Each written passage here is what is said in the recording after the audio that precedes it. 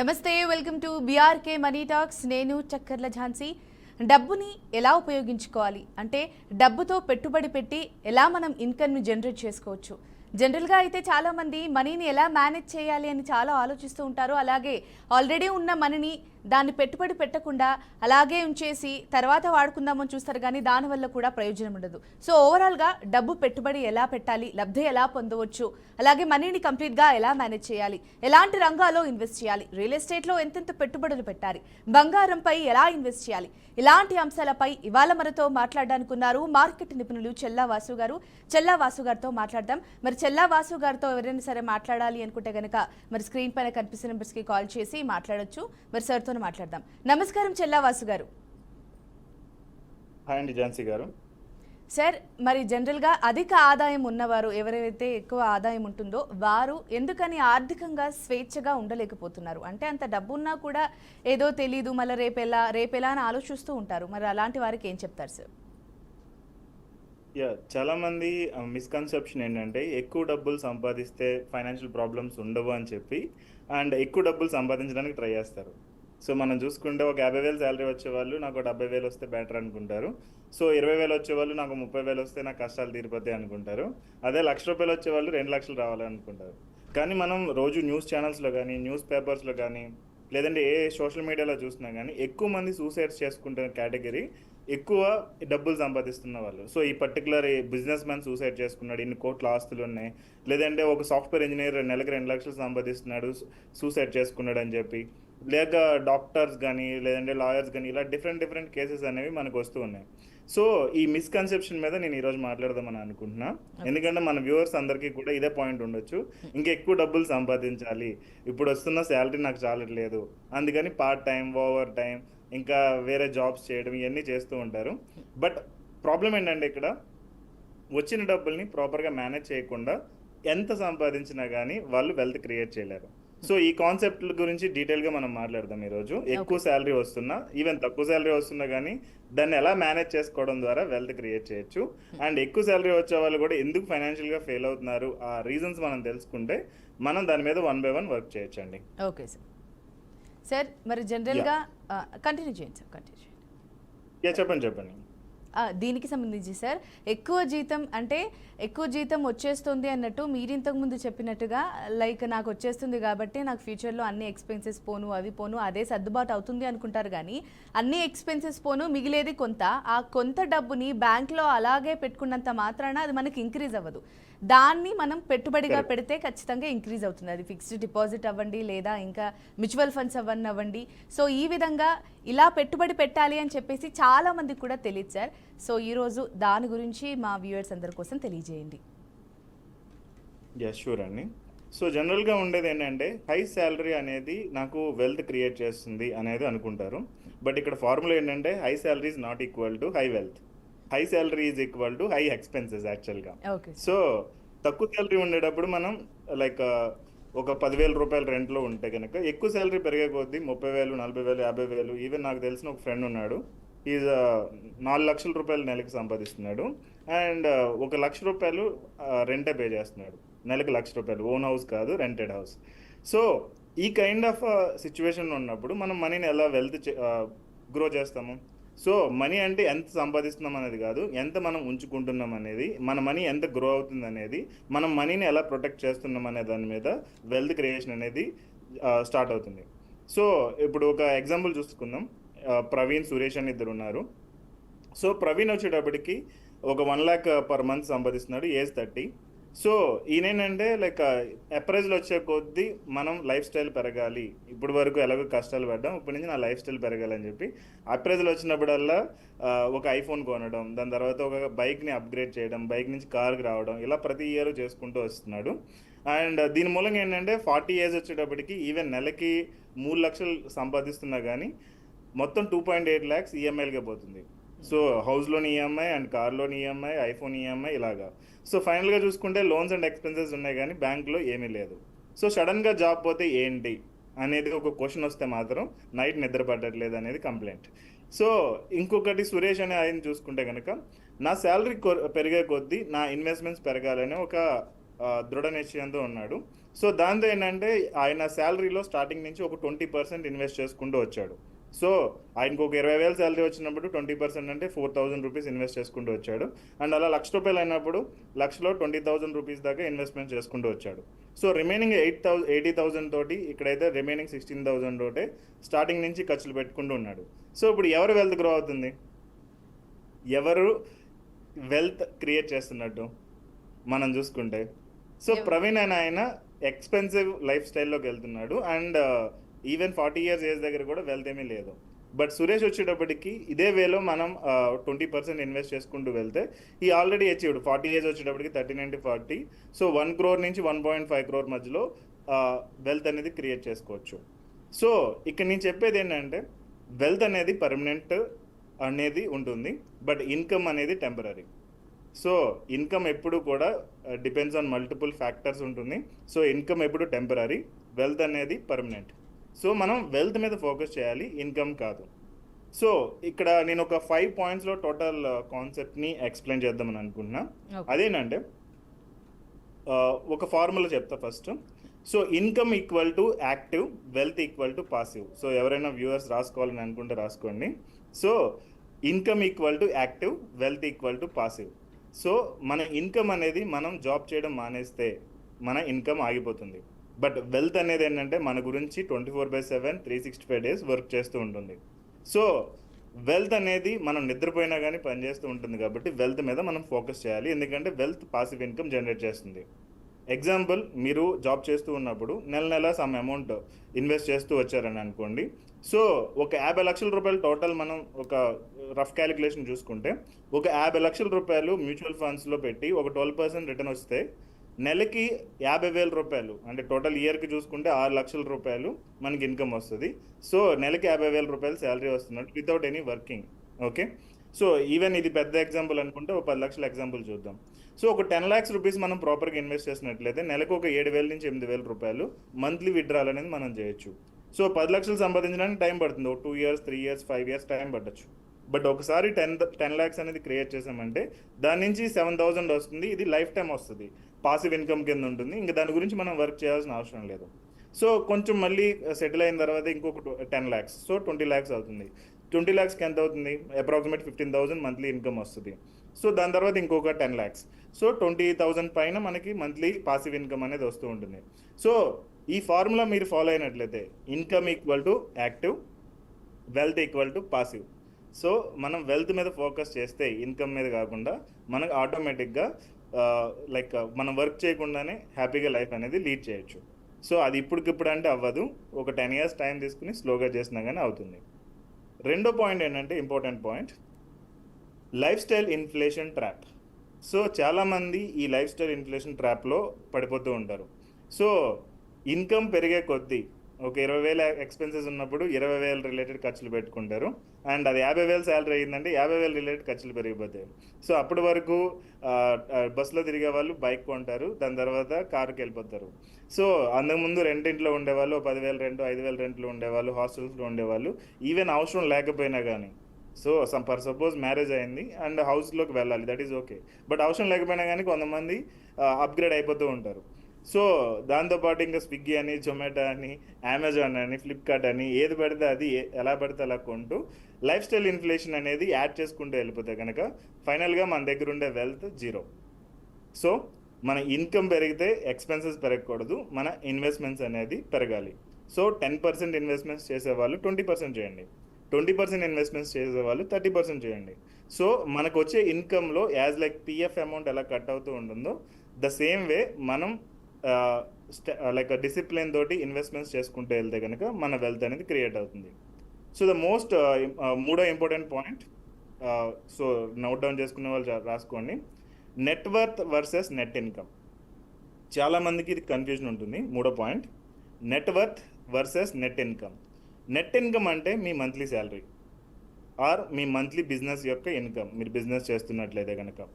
But net worth అంటే total assets minus liabilities, అంటే మనకి ఎంత ఆస్తులు ఉన్నాయి, ఎన్ని అప్పులు ఉన్నాయి అనే దాని మీద మన నెట్వర్త్ అనేది డిపెండ్ అయి ఉంటుంది.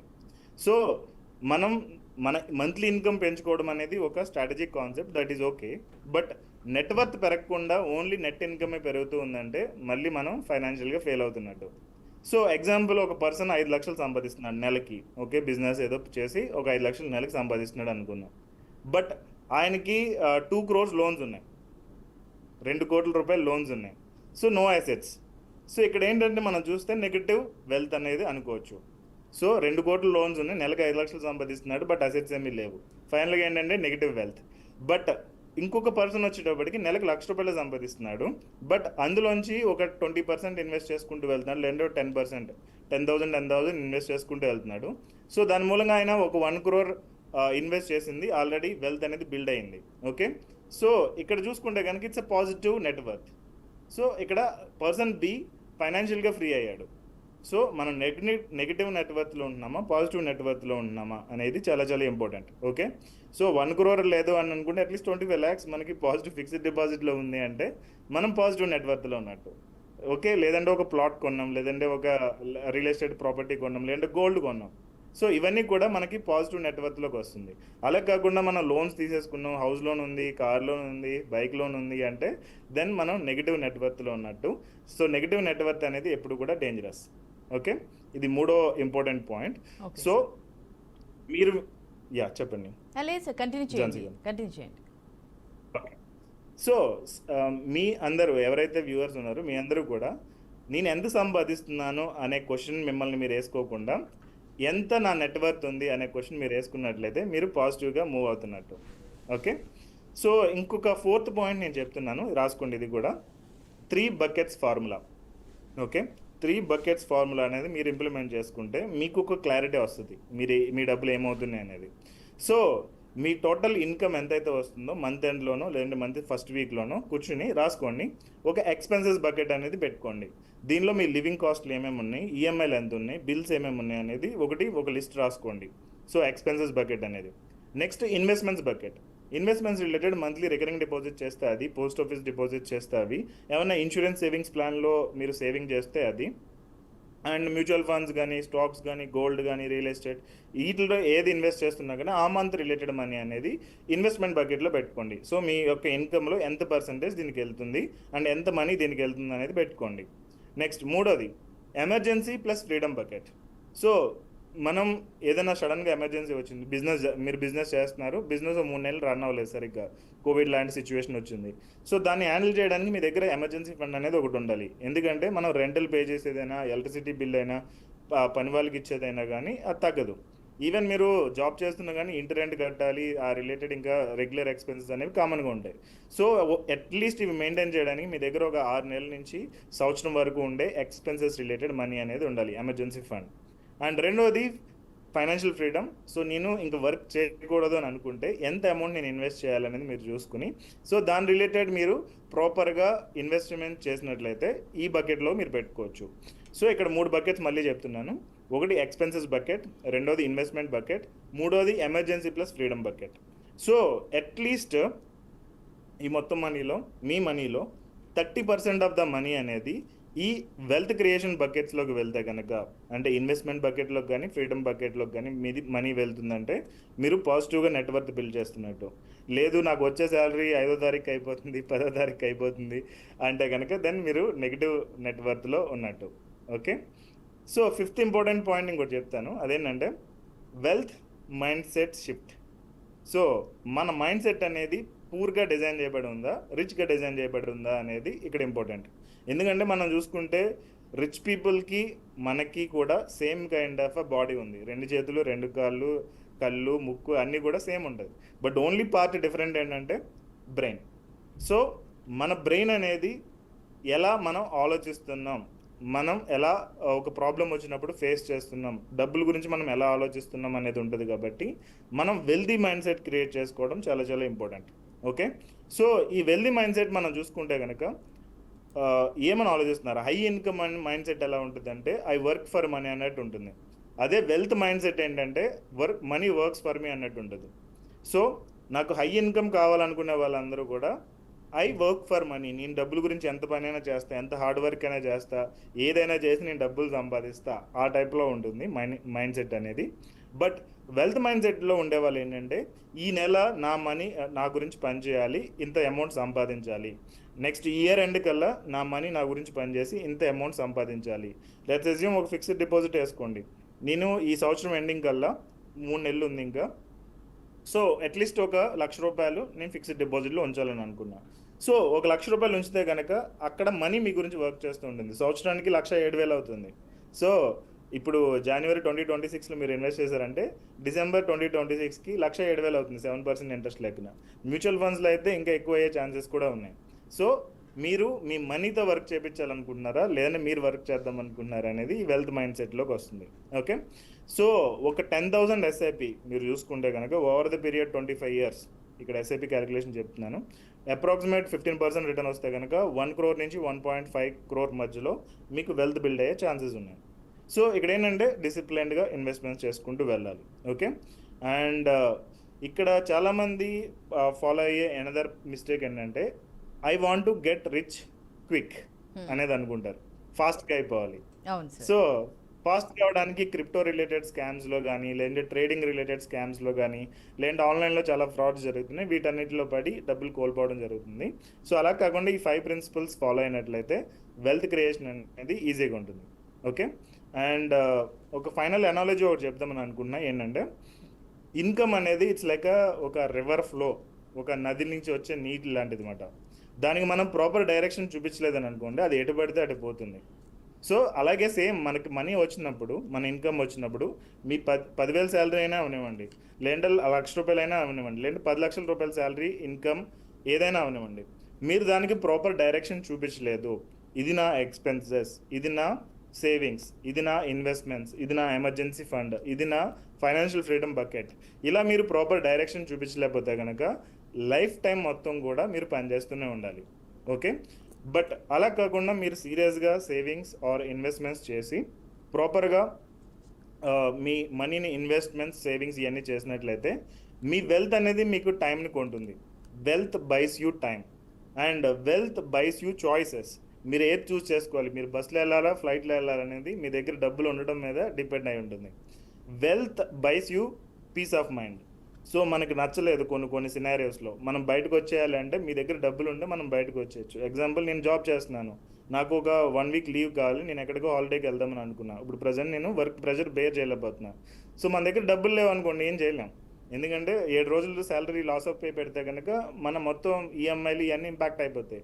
అదే నా దగ్గర డబ్బులు ఉన్నాయి, ఆల్రెడీ 10 lakhs నేను లాస్ట్ 3-4 years నుంచి వర్క్ చేసి సేవ్ చేసుకున్నా. సో ఈ సినారియోలో ఏంటంటే మనకు వెల్త్ అనేది పీస్ ఆఫ్ మైండ్ కూడా కొంటుంది. So don't be a CEO of wealthy. So even మీరు తక్కువ అమౌంట్ ఉన్నా కానీ start saving, start investing, so that మీరు రిటైర్మెంట్ అనేది ఫ్రీగా అవ్వచ్చు, లైఫ్ అనేది హ్యాపీగా లీడ్ చేయొచ్చు, మీ ఫ్యామిలీతో ఎక్కువ టైం అనేది స్పెండ్ చేయొచ్చు. యా, ఫైనల్గా నేను ఒక హోంవర్క్ ఇద్దామని అనుకుంటున్నా. ఎవరైతే ఈ ఛానల్ చూస్తున్నారో వాళ్ళకి, మీరు యూట్యూబ్లో చూస్తున్నట్లయితే కనుక కమెంట్ సెక్షన్లో మెన్షన్ చేయండి. సో ఇక్కడ ఏంటంటే మీరు చేయాల్సింది రైట్ డౌన్, ఒక నోట్బుక్ తీసుకొని క్లియర్గా రాయండి. What is your monthly income, what is your total net worth. Again చెప్తున్నాను, what is your monthly income, what is your total net worth. Net worth అంటే మీ అసెట్స్ మొత్తం ఎంత ఉంది మైనస్ లయబిలిటీస్. ఓకే, మీరు ఇంట్లో ఉన్నట్లయితే పెన్ అండ్ పేపర్ మీద ఇది రాసుకోండి. సో మీ ఇన్కమ్ గ్రో అవుతుంది, బట్ మీ నెట్వర్త్ అనేది గ్రో అవ్వట్లేదు అంటే కనుక మీరు మీ మనీని సరిగ్గా మేనేజ్ చేయట్లా, అండ్ మీరు ఒక ట్రెడ్మిల్ మీద రన్ చేస్తున్నట్టు అనమాట. సో ట్రెడ్మిల్ మీద మీరు ఎన్ని కిలోమీటర్లు నడిచినా కానీ మీరు ఒకటే ప్లేస్లో ఉంటారు. సేమ్ వే ఈ నెట్వర్త్ అనేది పెరగట్లేదు, ఇన్కమ్ మాత్రమే పెరుగుతుంది లాస్ట్ 5 yearsలో అని అనుకుంటే 5 years 10 years మీరు జాబ్ చేసిన దగ్గర నుంచి చూసుకోండి, అండ్ పెరగట్లేదు అంటే మీరు నెగిటివ్లో ఉన్నట్టు. అలా కాకుండా మీరు ఇది ఈవెన్ ఈ నోట్ ప్యాడ్ అనేది ఎక్సర్సైజ్ అనేది ఎవ్రీ మంత్ చేసుకుంటే బెటర్. సో ఎవ్రీ మంత్ మీరు చేయండి, అండ్ మీ ఇన్కమ్తో పాటు మీ నెట్వర్త్ కూడా పెరుగుతుంది అంటే ఆటోమేటిక్గా యూఆర్ అయినా పాజిటివ్ అన్నట్టు. ఓకే, ఎందుకంటే మనకి శాలరీ అనేది కంఫర్ట్ ఈ రోజు ఇస్తుంది, బట్ వెల్త్ అనేది కంఫర్ట్ లైఫ్ టైం ఇస్తుంది. సో వెల్త్ బిల్డ్ చేయడం మీద మీరు ఫోకస్ అనేది ఉంచినట్లయితే ఇది లైక్ మీ ఫైనాన్షియల్ ఫ్రీడమ్ అనేది హ్యాపీగా ఉంటుంది. ఫైన్ ఝాన్సీ గారు, మీరు ఏమన్నా క్వశ్చన్స్ వచ్చాయా మీకు? రైట్ సార్, మీరే ఇప్పటికి వరకు నాకు తెలిసి చాలా పాయింట్స్ చెప్పారు. లైక్ 15 మినిట్స్ నుంచి మాట్లాడుతూనే ఉన్నారు అండ్ ఈచ్ పాయింట్ని కూడా చాలా వివరంగా వివరించారు సార్. ఎందుకంటే చాలా మందికి అది తెలుస్తుంటుంది కానీ ఎగ్జాక్ట్ దానికి ఎలా వెళ్ళాలి, ఎలా చూస్ చేసుకోవాలి, అచ్చా ఇలా పెడితే ఇలా అవుతుందా, మనకి ఇలా లాభాలు వస్తాయని చాలా మందికి తెలియదు సార్. ఈరోజు మనం ఈ కార్యక్రమం ద్వారా వారికి తెలియజేసే కార్యక్రమాన్ని అయితే మనము కంటిన్యూ చేస్తూ ఉన్నాము. ఐ హోప్ మీరు చెప్పినట్టుగా వాళ్ళందరూ కూడా మీరు చెప్పిన ప్రతి ఒక్క పాయింట్ నోట్ డౌన్ చేసుకుని ఉంటారు. అండ్ ఎనీవే సార్, ఈరోజు ఇంత సమయం తీసుకొని మాకు ఇవన్నీ వివరించినందుకు ధన్యవాదాలు. వెల్కమ్ అండి. అండ్ మనం వెల్త్ క్రియేట్ చేయాలంటే మైండ్ సెట్ అనేది సరిగ్గా సెట్ చేసుకోవడం చాలా ఇంపార్టెంట్. ఐ థింక్ ఈ సాటర్డే ప్రోగ్రామ్స్ మనం మైండ్ సెట్ మీద వర్క్ చేస్తున్నాం కాబట్టి డెఫినెట్గా వ్యూవర్స్ అందరికీ ఎలా ఆలోచించాలి, ఎలా థింక్ చేయాలి, ఎలా చేస్తే వెల్త్ క్రియేషన్ రిలేటెడ్ మనం పాజిటివ్గా మూవ్ అవ్వచ్చు అనేది అర్థమవుతుందని అనుకున్నాను. అండ్ ఎవరైతే ఈ ఎక్సర్సైజ్ చేశారో ఇక్కడ కమెంట్ సెక్షన్లో మెన్షన్ చేయండి. అండ్ ఎవ్రీ సాటర్డే మనం బీఆర్కే న్యూస్ లైవ్లో ఒక మైండ్ సెట్ షిఫ్ట్ గురించి డిస్కస్ చేద్దాం. Okay, wish you all the best. Done sir, thank you so much sir, thank you so much. Right, మరి మొత్తంగా చల్ల వాసు గారు అయితే అసలు ఎలా మనం డబ్బుని ఇన్వెస్ట్ చేయాలి అని చెప్పేసి 5 పాయింట్స్లో చెప్పారు. ఇన్ కేస్ ఎవరైనా ఈరోజు ఈ లైవ్ మిస్ అయింటే కనుక మరి యూట్యూబ్లో బీఆర్కే మనీ టాక్స్ అనే ఛానల్లో అప్లోడ్ అవుతుంది. అక్కడ చూసి ప్రతి ఒక్కటి నోట్ అవుట్ చేసుకోండి, ఫాలో అవ్వండి. మరి నెక్స్ట్ వీక్ మైండ్ సెట్ ఎలా ఉండాలి, మనీని ఇన్వెస్ట్ చేయాలని అనే దాని గురించి మాట్లాడతాం. సో మొత్తంగా ఇది వాటి బీఆర్కే మనీ టాక్స్. చూస్తూనే ఉండండి బీఆర్కే న్యూస్, తెలుగుడి సత్తా.